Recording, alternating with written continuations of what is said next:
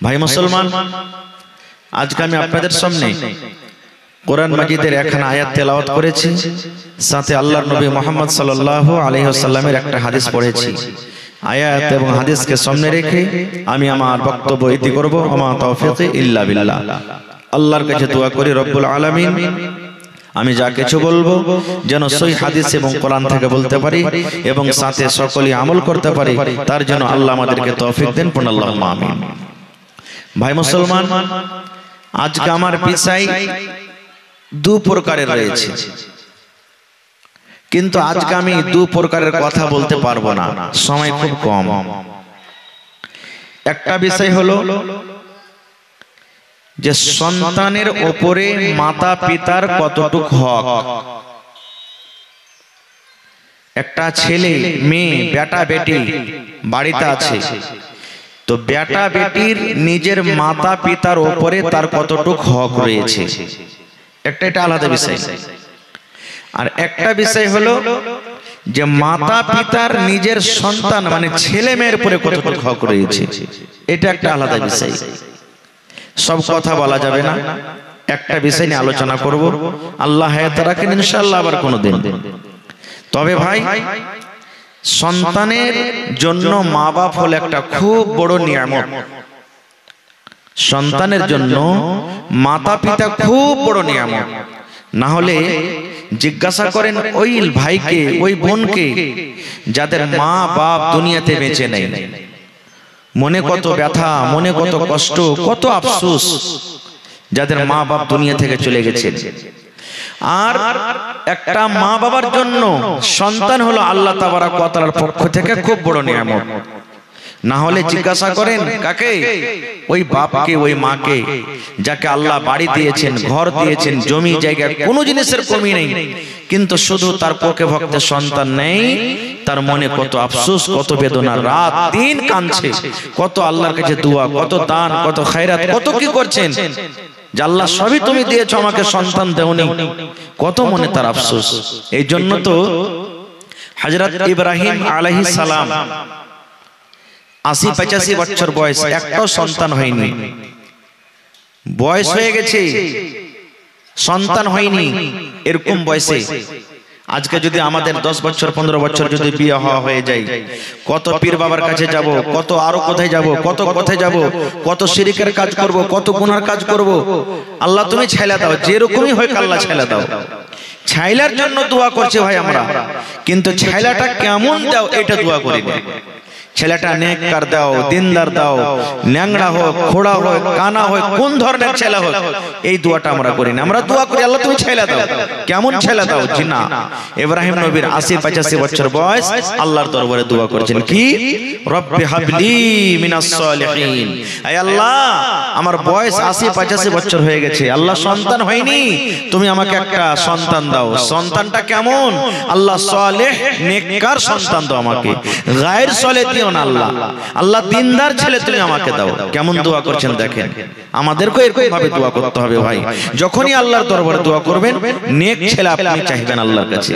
তো বলার উদ্দেশ্য হলো যে যার কোকে ভক্ত সন্তান নাই, ছেলে মেয়ে নাই, সেই তাকে একটু জিজ্ঞাসা করেন যে সন্তান না থাকাতে তার মনে কি আফসোস, কি বেদনা, কি ব্যথা। ভাই আমার, তবে আজকে মাতা পিতার নিজের ছেলের উপরে কি হক, এই কথা কিছু আলোচনা করব আমি। ছেলে মেয়েদের বেটা বেটির মা বাবার উপরে কি হক, সময় পেলে কিছু বলবো, না হলে অন্য কোনো জলসাতে। ইমাম সাহেব যেই জুম্মার দিনে যে জিনিসটার উপরে দাঁড় হয়ে খাড়ো হয়ে খুতবা দেন, আমরা কি বলি বলেন তো? একটু কথা বলেন ভাই আমার সাথে, কি বলি? মিম্বার। মিম্বারের উপরে কয়টা ধাপি আছে? 3টা না 4টে? হ্যাঁ, একটু কথা বলবেন ভাই, আমি যতক্ষণ থাকবো আপনারা জানেন। এই যে আপনার এলাকাতে আমাকে খুব ভালোবাসেন আলহামদুলিল্লাহ। মাইনঝালিতে কতবার আসা হলো, আবার সামনে এই 23 তারিখে আবার জালসা আছে।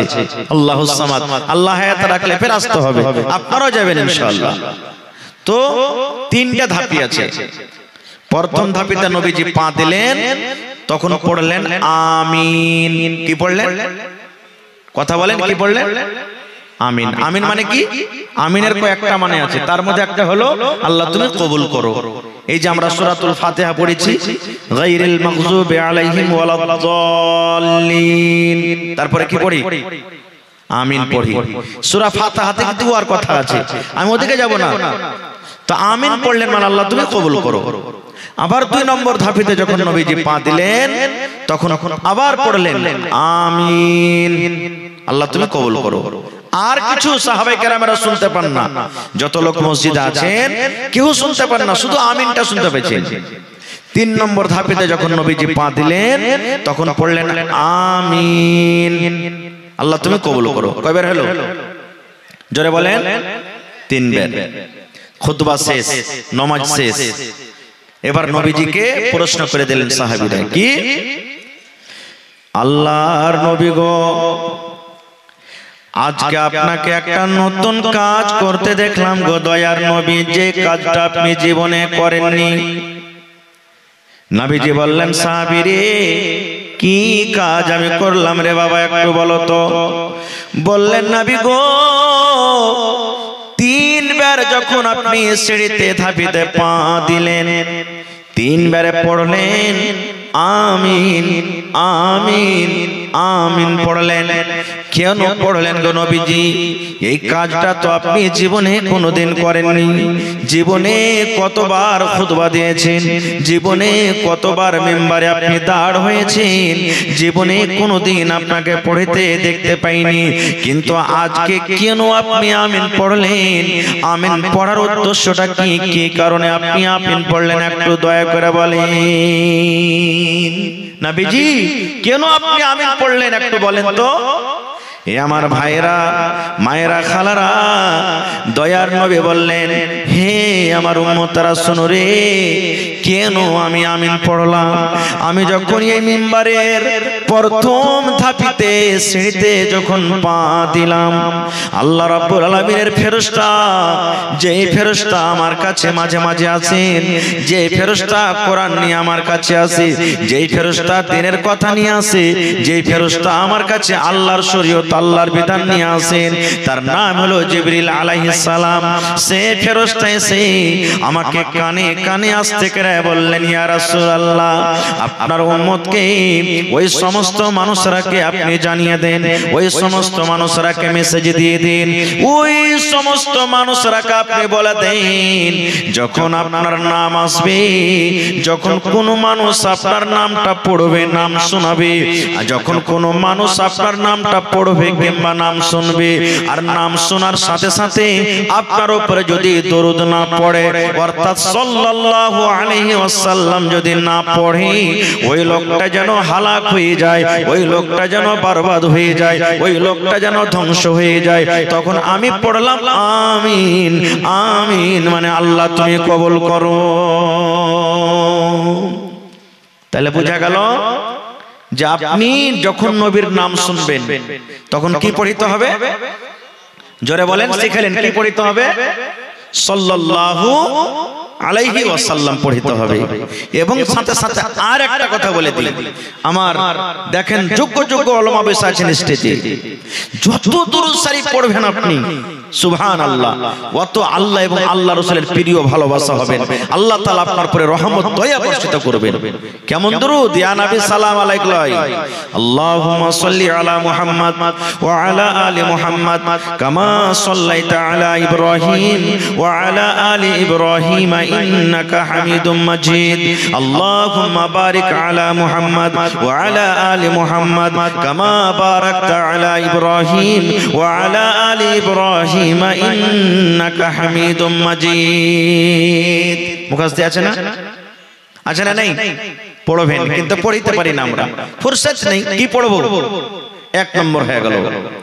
2 নম্বরে নবীজি বললেন, হো আমার সাহাবীরা তোমরা শুনো রে, 2 নম্বর সিঁড়িতে যখন আমি পা দিলাম, ধাপেতে যখন পা দিলাম, আল্লাহর ফেরেশতা জিবরিল আমিন আমার কানে কানে এই কথাটা বললেন, ইয়া রাসূলুল্লাহ, আল্লাহর নবী গো, আপনি আপনার উম্মতকে মেসেজ দিয়ে দেন, আপনি আপনার উম্মতকে খবর দিয়ে দেন, আপনি আপনার উম্মতকে শুনিয়ে দিন, যারা রমজান মাস পেল, রোজার মাস পেল, এই যে 12 মাসে আল্লাহ 1 মাস রোজার মাস দিয়েছেন, যে মাসটাতে আমাদেরকে রোজা রাখতে হবে, একটা বেটা ছেলেকে রোজা রাখতে হবে, একটা বেটা ছেলেকে রোজা রাখতে হবে।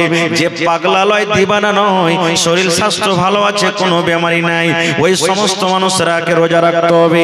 দয়ার নবী বললেন, যে আমার উম্মতরা রোজার মাস পেল আর রোজার মাস পাওয়ার পর রোজার মাসকে হেলা ফেলা করে কাটিয়ে দিল, রোজা রাখলো না রে, রোজা রাখলো না, তারাবির নামাজ পড়লো না, জিকির আজকার করলো না, কোরআন তেলাওয়াত করলো না, রোজা রেখে নিজের 1 বছরকার জীবনের গুনাহটাকে maaf করতে পারলো না, আল্লাহ তাবারক ওয়া তাআলার ফেরেশতা বলছেন, নবীজি আপনি বলে দেন ওই লোকটা যেন হালাক হয়ে যায়, ওই লোকটা যেন বরবাদ হয়ে যায়, ওই লোকটা যেন ধ্বংস হয়ে যায়, ওই লোকটা যেন হালাক হয়ে যায়। নারে তাকবীর। তাহলে বোঝা গেল কি, আমি দোয়া করব, কবুল হয়তো পারে না পারে, আমার মাওলানা দোয়া কবুল করবেন, দোয়া কবুল হয়তো পারে না পারে, আমার নাতনি সাহেব দোয়া কবুল করবেন, দোয়া কবুল হয়তো পারে না পারে, কিন্তু বন্ধুরে আল্লাহর নবী এবং আল্লাহর ফেরেশতা জিবরিল আমিন যখন আল্লাহর দরবারে দোয়া করেন, আল্লাহ রাব্বুল আমিন কিন্তু তাদের দোয়াকে রদ করেন না। না রদ হয়ে যায়? দোয়া রদ হয়? একটা হাদিস আপনাদের সামনে রাখি, কত দোয়া তাড়াতাড়ি করে কবুল হয় নবীজির। আল্লাহর নবী একদিন খুতবা দিচ্ছেন, খুতবা চলছে, ওয়াজ করছেন, নসিহত করছেন, আর একজন সাহাবী এসে বলছেন, ইয়া রাসূলুল্লাহ আল্লাহর দরবারে একটা দোয়া করেন। কি দোয়া? গাছ শুকিয়ে গেল, পাতা শুকিয়ে গেল, ছাগল বকরি সব না খেয়ে মরতে লাগলো নবীজি, কতদিন থেকে মেঘ হয়নি, পানি হয়নি, ঘাস পাত সব শুকিয়ে গেল, আসমানের দুয়ার বন্ধ হয়ে আছে, পানি হয়নি, আল্লাহর দরবারে একটু দোয়া করেন নবী গো, আল্লাহ রাব্বুল আমিন যেন নিজের দয়ার বৃষ্টি, দয়ার পানি দেয়। নবীজি ঘাস পাত সব শুকিয়ে গেল, একটু দোয়া করেন যেন আল্লাহ তাবারক ওয়া তাআলা পানি দেন। নবীজি কিন্তু খুতবা দিচ্ছেন, মিম্বারে নবীজি হাত তুলে দিলেন, মিম্বারে হাত তুলে দিলেন খুতবা দিতে দিতে, নবীজি খুতবা দিতে দিতে হাত তুলে দিলেন, দোয়া করতে আছেন রে মুসলমান, দোয়া করতে না করতে ঝমঝম ঝমঝম ঝমঝম ঝমঝম করে পানি শুরু হয়ে গেল। সাহাবায়ে কেরাম বলছেন, ইয়া তো মেঘ শুরু হয়ে গেল, পানি শুরু হয়ে গেল, মনে হয় আমরা আর বাড়ির ভিতরে যেতে পারবো না, ভিজতে ভিজতে আমরা বাড়ি চলে গেলাম। কতদিন মেঘ হলো, শুক্রবারে নবী দোয়া করলেন, শুক্রবার মেঘ হলো, শনিবার মেঘ হলো, রবিবার মেঘ হলো, সোমবার মেঘ হলো, মঙ্গলবার মেঘ হলো, বুধবার মেঘ হলো, বৃহস্পতিবার মেঘ হলো, শুক্রবার আবার চলে এলো, মেঘ হতে আছে, মেঘ হতে আছে, মেঘ কিন্তু ছোটে না। আপনারা বলেন আমাদের এলাকাতে যদি একদিন 24 ঘন্টা ভালোভাবে পানি হয়, দেখলে তো বুঝতে পারবেন, বুঝতে পারবেন ভাই, সব ডুবে যাবে। 8 দিন মেঘ চলছে মুসালসাল। নবীজি আবার দ্বিতীয় জুমাতে খুতবা শুরু করে দিয়েছেন। ওই যে সাহাবী প্রশ্ন করেছিলেন, ওই কিংবা কোন একটা সাহাবী বললেন, ইয়া রাসূলুল্লাহ আল্লাহর নবী গো, গত জুমাতে আপনি পানির জন্য দোয়া করেছেন গো নবীজি, আল্লাহ রাব্বুল আমিন এত পানি দিয়েছেন, এত মেঘ দিয়েছেন, মেঘের কারণে একটুকু ডাঙা নাই, শোভা নাই, সমস্ত ডুবে গেল, ঘাস পাত সব ডুবে গেল, মাল জালকে আমরা জীবজন্তুকে কি খাওয়াবো? আল্লাহর দরবারে একটু দোয়া করে দেন, আল্লাহ রাব্বুল আমিন যেন এই পানিকে বন্ধ করে দেন। নবীজি আবার সেই খুতবার মাধ্যমে হাত তুলে দিলেন আর হাত তুলে দোয়া করলেন, আল্লাহুস সামাদ, যেমনই দোয়া করা সঙ্গে সঙ্গে পানি বন্ধ হয়ে গেল। তাহলে বলেন, এরকম নবী দোয়া করছেন, পানি চালু, নবীজি দোয়া করলেন, পানি বন্ধ, তাহলে এরকম নবী যদি বদদোয়া করেন কার জন্য? ওই লোকটার জন্য যে রমজান মাস পেল আর রোজা রাখলো না, তাদের থেকে কপাল পড়া দুনিয়া তার কেউ আছে ভাই? তাদের থেকে কপাল পড়া দুনিয়াতে কেউ আছে? কিন্তু হায়রে আফসোসের কথা, এই রমজান মাস যে আসছে, কত ভাইয়ের কিন্তু বেমারি বেড়ে যাবে ভাই। এই 2, 4, 10, 20 টাকা 100-200 টাকার গ্যাসের ওষুধ নিয়ে নিবে, আর গ্যাসের ওষুধ নিয়ে তখন সকাল সকাল খাইবার করে, ভাই রে খুব পেট জ্বলছিল, রোজা করতে পারি না, রোজা করতে পারি না। কত ভাই তো বলবেন বাড়তে কি খাইতে নাই যে রোজা করতে যাব, কত ভাই দিনের বেলাতে সিগারেট টানবে, বিড়ি টানবে, পান খাইবে মুখ লাল করে, কেউ হোটেলে খাইবে, ওকে যদি বলেন তো কি কইবে? আল্লাহকে দেখে ডরাই না তো মানুষকে দেখে ডরিয়ে কি করবো? কত বড় বদনসিব! কার কি নেবেন? একটা মাওলানার কি নেবেন? আপনি ইমামের কি নেবেন? কিচ্ছু নিতে পারবেন না। দয়ার নবী বদদুয়া করেছেন, আল্লাহর ফেরেশতা আমিন পড়েছেন, বদদুয়া করেছেন। আল্লাহ যে রোজা রাখলো না, ওই জন্য ধ্বংস হয়ে যায়, হালাক হয়ে যায়, বরবাদ হয়ে যায়। আজকে আমরা নবীর কথার পরে ভরসা রাখতে পারি না, নবীর প্রতি ঈমান রাখতে পারি না। একটা বুখারী শরীফের হাদিস, একজন কালো ধরনের মহিলা নবীর পরে কত বিশ্বাস রাখতো জানেন? মির্গিওয়ালা পেশেন্ট দেখেছেন আপনারা? মির্গির রোগী দেখেছেন? মির্গির রোগী দেখবেন মানুষ আগুন পানি থাকতে গেলে বেমারিটা জোর করবে। একজন কালো ধরনের মহিলা, দেখতে কালো, বুড়ি মানুষ, আল্লাহ নবীর কাছে এসেছেন। আসার পর কি বলছেন? আল্লাহর নবী গো, আল্লাহ রাব্বুল আলামিন আমাকে একটা রোগ দিয়েছেন গো নবীজি, একটা বেমারি দিয়েছেন। কি বেমারি? আমার কাছে মির্গির রোগ আছে, আমার কাছে মির্গির অসুখ আছে গো নবীজি। আল্লাহ নবী গো, আগুন বুঝি না, পানি বুঝি না, লোকজন বুঝি না গো নবীজি, বেমারি আমার চালু হয়ে যায়, আমি কিন্তু বেহুশ হয়ে পাগল হয়ে যাই। একটু আল্লাহর দরবারে দোয়া করে দেন। আমার বিশ্বাস আছে, দেখেন মহিলার কেমন কথা, আমার বিশ্বাস আছে, আমার ঈমান আছে, আপনি হলেন আল্লাহর নবী। আল্লাহর দরবারে যদি আপনি দোয়া করেন, আল্লাহ রাব্বুল আলামিন আপনার দোয়া কবুল করবেন, আল্লাহ রদ করবেন না। কি দোয়া নবী গো? নবী গো, আমি একটা মহিলা মানুষ, আল্লাহ রাব্বুল আলামিন আমাকে মির্গের বেমার দিয়েছেন গো নবীজি, একটু আল্লাহর দরবারে আমার জন্য দোয়া করে দেন, আল্লাহ রাব্বুল আলামিন আমার যেন এই বেমারিটাকে দূর করে দেয়। আপনারা যেমন মসজিদ করে ইমাম সাহেবকে 500, 1000, 2000 দিলেন, বা এমনি বলছেন একটা ইমাম সাহেব দোয়া করে দেন যাতে এই অমুক জনা মুসিবত আছে, মুসিবত দূর হয়ে যায়। আজকে আপনি দান করবেন, মাওলানা আমার মা কি বাপ কি দাদু দাদি মুসিবত আছে যেন দূর হয়ে যায়, করেন কি করেন না? সেই মহিলা বলছেন, ইয়া রাসূলুল্লাহ, একটু আল্লাহর দরবারে আপনি দোয়া করেন যেন আল্লাহ আমার এই মুসিবতটাকে দূর করে দেয়, মির্গির বেমারিটা দূর হয়ে যায়। ভাইরে, এবার নবীজি কি বলছেন দেখেন, রে আল্লাহর বান্দি, আমি তোমার জন্য দোয়া করব, আল্লাহ হয়তো তোমার বেমারিকে ভালো করে দিবেন, কিন্তু বান্দিরে শোনো, তার আগে তোমাকে আমি দুইখানা অপশন দিচ্ছি, দুইখানা আমি তোমাকে রাস্তা দিচ্ছি। এক নম্বর অপশন, আল্লাহ যে তোমাকে বেমারি দিয়েছে, তোমার কাছে যে মির্গের রোগ আছে রে বান্দি, তুমি যদি সবর করো, তুমি যদি ধৈর্য ধরো, আল্লাহ তোমাকে বেমারি দিয়েছে, তুমি যদি সবর করো, সবর করার কারণে আল্লাহ রাব্বুল আমিন তোমাকে জান্নাত দান করবেন, তুমি জান্নাতের ভিতরে চলে যাইবা। আর যদি তুমি বলো যে না, দোয়া করে দেন আমি যেন ভালো হয়ে যাই, তাহলে আমি নবী আল্লাহর দরবারে দোয়া করতে গেলে হয়তো আল্লাহ আমার দোয়া কবুল করবেন, তুমি ভালো হয়ে যাইবা। তাহলে কি চাও তুমি? তুমি দুনিয়াতে ভালো হয়ে বাঁচতে চাও, তাহলে আমি দোয়া করে দেব। আর না হলে সবর যদি তুমি করো, এই বেমারির পরে সবর করো, ধৈর্য ধরো, তাহলে আল্লাহ রাব্বুল আমিন তোমাকে কিয়ামতের দিন জান্নাত দান করবেন। কি চাও তুমি? নবীজি দুটো অপশন দিলেন, তুমি দুনিয়াতে ভালো হয়ে থাকতে চাও, আমি নবী দোয়া করে দেব, হয়তো তুমি ভালো হবে। আর না হলে আল্লাহ যে তোমাকে বেমারি দিয়েছে, তুমি সবর করতে পারো, তাহলে আল্লাহ তোমাকে জান্নাত দান করবে। তুমি আল্লাহ জান্নাত নিবে না দুনিয়াতে ভালো হয়ে থাকতে চাও? এই জামানার আমরা মানুষ হতাম, কি বলতাম, মাওলানা দোয়া করে দেন, জান বাঁচলে লাখ উপায়। কিন্তু ওরে সুবহানাল্লাহ, কেমন মহিলা বলছেন, ইয়া রাসূলুল্লাহ, আল্লাহর নবী গো, দুনিয়াতে আমি ভালো হয়ে থাকতে চাই না গো নবীজি, আমি সবর করব, আমি ধৈর্য ধরব। আল্লাহ জামাকে রোগ দিয়েছেন, আল্লাহ জামাকে বেমারি দিয়েছেন, আমি সবর করব, আর সবর করে আমি আল্লাহর জান্নাতে আমি যাইব। কিন্তু নবী গো, একটু আপনি আমার জন্য দোয়া করে দেন, বেমারি ভালো হওয়ার জন্য নয়, আল্লাহ জামাকে রোগটা দিয়েছে, রোগটা যেন দূর হয়ে যায় এই জন্য নয়, এই জন্য দোয়া করে দেন নবী গো। আমি একজন মহিলা মানুষ, আমি একজন নারী মানুষ, আমি রাস্তা দিয়ে হাঁটছি, হাঁটতে হাঁটতে হাঁটতে হাঁটতে হয়তো আমার রোগটা উঠে গেল, আমি পানিতে হাঁটছি, হাঁটতে হাঁটতে হয়তো আমার রোগটা উঠে গেল, আগুনের পাঞ্জরা আমি রান্না বান্না করছি, হয়তো আমার রোগটা উঠে গেল, মানুষ যখন গ্রামে বসে আছে, দরকার হিসাবে আমি কোনো কামে গেলাম, হয়তো আমার রোগটা উঠে গেল। আল্লাহর নবী গো, আপনি জানেন আমি একটা মহিলা মানুষ, আমার রোগটা যখন উঠে যায়, আমার হোশ বুদ্ধি কিন্তু সব হারিয়ে যায়, আমার কোনো মাথাতে কোনো হুঁশ থাকে না, বুদ্ধি থাকে না। আল্লাহ নবী গো, আমি বেহুঁশে জমিনে পড়ে থাকি, আমি বুঝতে পারি না আমার মাথাতে কাপড় আছে কিনা, আমি বুঝতে পারি না আমার সিনাতে কাপড় আছে কিনা, আমি বুঝতে পারি না আমার পেটে কাপড় আছে কিনা।